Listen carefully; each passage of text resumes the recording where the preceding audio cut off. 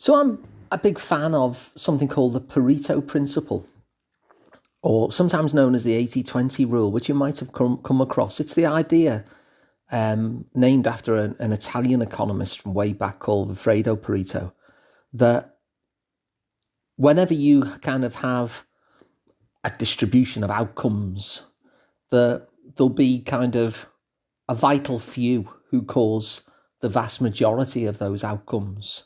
So if you think, for instance, in sport, apparently 20% of jockeys win 80% of races. The original study that Pareto did in Italy was about land ownership. 20% of the population owned 80% of the land. So whenever you're looking at any sort of a result, the vast majority of those results are likely to be caused by a vital few. So it's not going to be evenly distributed. And so this came to mind in the midst of this pandemic that we're in. As I'm thinking about the coronavirus, I'm thinking, I wonder how the Pareto principle shows its face amongst all of this. Because, for instance, if you think of cases of coronavirus, it won't be that everybody is transmitting to other people and infecting other people equally. Some people will be infecting others much, much more, what they call in the media a super spreader. And that's a good example of that Pareto principle. If we were to able to analyse this person by person, from those who got infected with coronavirus, how many did they actually infect themselves? Did they pass it on to? Then everyone individually will have a very different number. And my guess is a large proportion of the people who get it will have got it from maybe 20% of those who had it. Just a rough call. So that's the principle, really. The vast majority of any sort of outcome will be caused not by everybody sort of individually or every input kind of on an even basis, but there will be a tiny minority that will be responsible for the outcome. And that can be good outcomes as well. It could be, if you think of all the musicians in the world, a tiny proportion of them will be responsible for 80% of the sales of music. Your superstars that we all know about, for instance, will be responsible for the vast majority of music sales. Even though there's many, many different musicians out there, they haven't all got the same amount of sales each. And there was a really good example of this with the coronavirus that was in today's Guardian newspaper, where there's been a study done in terms of people who've actually died as a result of coronavirus. And what that showed was that pollution seems to be a factor. But the thing in terms of Pareto, which is why I'm telling you this, because we can actually apply this in our lives in a moment, is that 5 of the 66 areas that were looked at, so a tiny percentage there, isn't it? 5 out of 66. It's probably about 7 or 8%, isn't it? Were responsible for 78% of the deaths. It was the 5 most polluted areas in Europe that they analysed of these 66 different places across a range of countries. So 5 of those 66 were nonetheless responsible for 78% of the coronavirus deaths.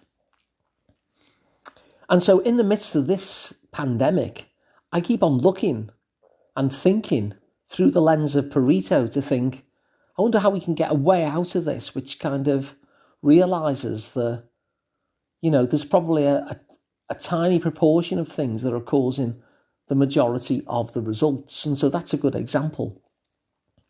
And the reason why that's inspired this podcast isn't so much that I wanted to talk about coronavirus, but I wanted to kind of use this principle of Pareto, this vital few causing the majority of the outcomes, to see where we can actually apply it in our own lives. So if you think of the things that you're benefiting from at the moment, it's likely that there's a tiny proportion of the inputs that are responsible for it. And if there's something that's giving you a headache at the moment, even though that headache might be really, metaphorical headache, might be overwhelming, there's actually going to be a small amount of inputs that are creating this big result. And so this tells us two things. The first thing it tells us is that just because the problem feels overwhelming doesn't mean that the solution has to be just as big. Just because the problem is overwhelming, the solution, because the problem is normally caused by a tiny proportion of all the inputs in your world, you can kind of be quite forensic and go and fix those small amount of things. And you've got a complete change. So for instance, if those 5 areas were not so polluted, the amount of deaths from coronavirus would have absolutely plummeted.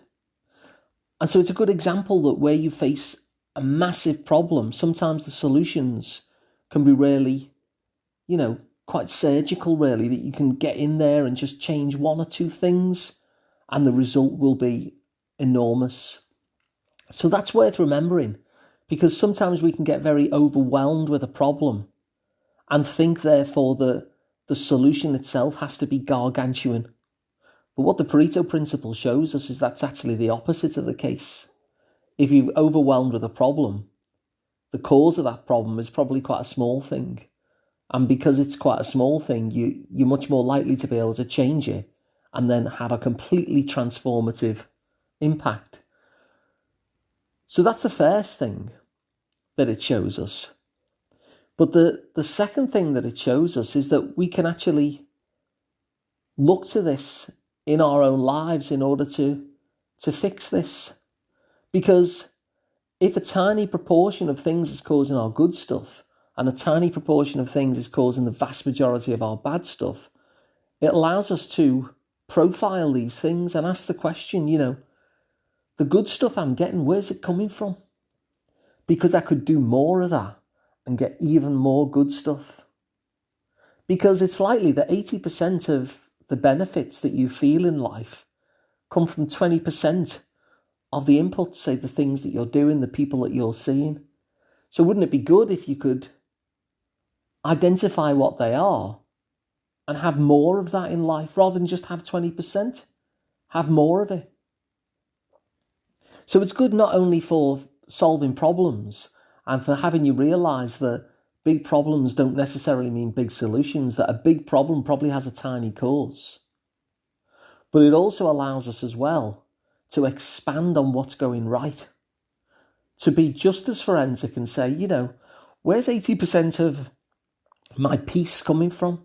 Where's 80% of my happiness and contentment coming from? When I'm feeling good about myself, when does that happen?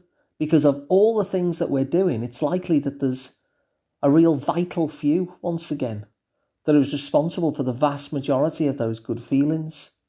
And so once we know that, we can start to redesign life to include more of them. And so the Pareto principle, even though I've been talking about this pandemic, which is a fairly bleak topic, I know, and I use that for illustration purposes because it's in the news and it made me think of it. Nonetheless, what the Pareto thing shows us is that actually, because only a few things need to change in order to eradicate a problem or really minimize a problem, or as well by the same token to really expand the good stuff in our life, that it's a really powerful tool, a really powerful lens to look through. So that's my invite, to start looking through that lens, to start thinking, right, 80% of this is likely to be caused by a tiny proportion of the inputs. So I wonder what those inputs are. Because whether you're fixing something that is negative or whether you're wanting to expand something positive, it allows you to get in there and make changes to just a couple of things in order to really have a deeply, profoundly transformative effect on life. So enjoy using the lens of the Pareto principle, looking for what the vital few are in your happiness, in your problems. And if you find this idea useful, then please spread it around so more people can get some use out of it.